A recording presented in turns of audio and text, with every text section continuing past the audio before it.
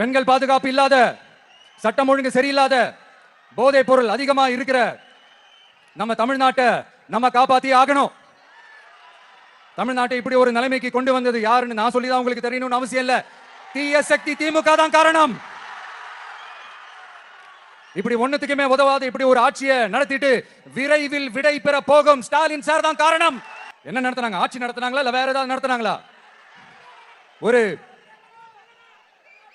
சோறு தண்ணி கூட இல்லாம இருந்திரலாம் போல, ஒரு அடிப்படை வசதிகள் கூட இல்லாம எப்படி இருக்கிறது?